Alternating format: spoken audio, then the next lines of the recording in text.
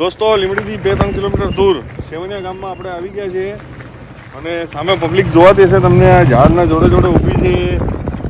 કંઈક નીકળ્યું છે એવું લાગે છે.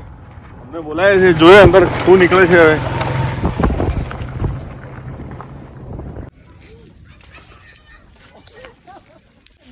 2-3 જગ્યાએથી કોલ આવેલા છે સાપના. સાપ પણ એટલા બધા નીકળે છે અને આ જગ્યાએથી અમે એકવાર પેલી બાજુ પકડ્યા પેલી સાઈડ મકાનમાં કામ ચાલતું હતું મકાનનું ને તેથી કોબરા પકડ્યો હતો.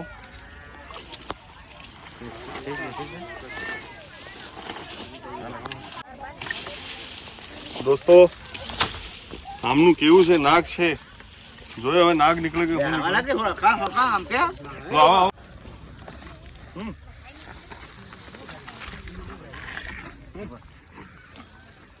ચાલો ઉઠો. લે આવક લાગો કે કઈ ક્યાંથી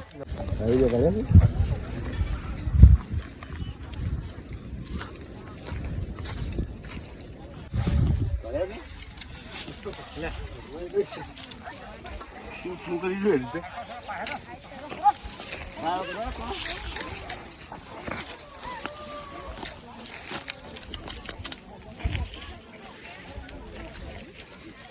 દોસ્તો આ ધામણ સાપ છે, બિનઝેરી છે પણ સ્પીડ ઘણી વધારે છે. કઈ બાજુથી આવી તું? આ બધી પબ્લિક જોઈ લો, એમ કેવું છે ઘણું સ્પીડમાં આવ્યું. આ સાપની સ્પીડ વધારે છે. એને ઇંગ્લિશમાં આપણે રેડ સ્નેક તરીકે ઓળખીએ છીએ અને ગુજરાતીમાં ધામણ, અને એનું નામ બીજું છે ઘોડા પછાડ. ઘોડા પછાડ એના માટે જ નામ પડેલું છે એનું કે ઘોડા જો સ્પીડમાં નાહે છે. અને આના વિશે અંધશ્રદ્ધા બી ઘણી છે કે આ સાપ ગાય ભેંસના નીચે નીકળી જાય તો ગાય ભેંસ મરી જાય છે, એવું કશું હોતું નથી. અને આ દૂધ બી પી જાય એમ કેવું છે, પણ દૂધ બી નથી પીતો, કશું નથી થતું. અને આ એની પૂંછમાં ઝેર હોય છે એમ કે, પણ આમાં બી કશું હોતું નથી. આ સાપ બાઇટ કરે તો કશું થતું નથી, આમાં ઝેર હોતું નથી. આ બિનઝેરી સાપ છે. અને આ છૂટવા માટે જો આ પંખા જો ગોળ ગોળ પણ ફરે છે.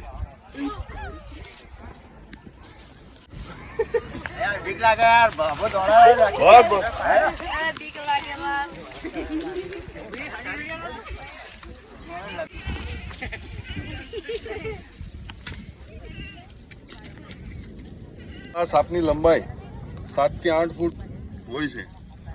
આ જો બચ્ચું જ છે, આ હશે મારા ખ્યાલથી 6 મહિના જેવું. પણ આ સાપની લંબાઈ 7 થી 8 ફૂટ હોય છે. જાડાઈ પણ વધારે હોય છે આની. મોઢું પાતળું હોય છે. પાછળનો ભાગ હંમેશા પીળા કલરનો હોય છે. અને આ સાપ અલગ અલગ કલરમાં આવે છે.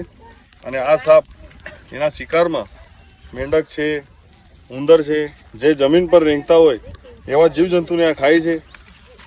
અને કોઈ બી સાપ દૂધ પીતો નથી, એ અંધશ્રદ્ધામાં તમે રહેતા નહીં. કેમ કે આની જીભ ફાટેલી હોય છે વચ્ચેથી, એ દૂધને ખેંચી નથી શકતો. અને બીજું કે એના શરીરમાં હડ્ડી નથી હોતી, એ કેલ્શિયમ અને વિટામિન ડી હજમ કરી નથી શકતું. એને દૂધ પીવાડી દે, જો મદારી લોકો બી એને દૂધ પીવાડે તો એ વધારે ટાઈમ જીવી નથી શકતો. 15 દિવસમાં એ મરી જાય છે વોમિટ ઉલટી કરીને. એટલે સાપને કેલ્શિયમ હજમ નથી થતું. હવે દોસ્તો એને પેક કરી દઈએ અને એની અનુકૂળ જગ્યામાં એને રિલીઝ કરીશું.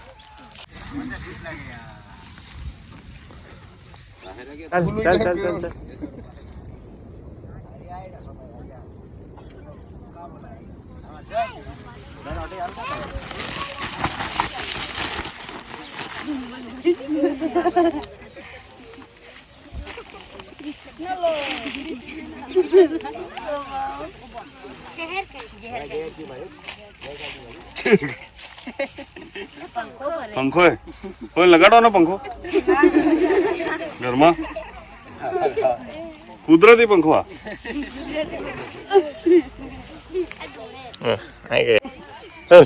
ચલો પંખા દેખો.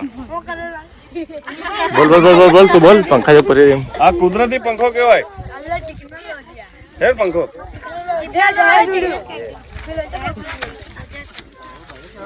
इसको पैक करते हैं.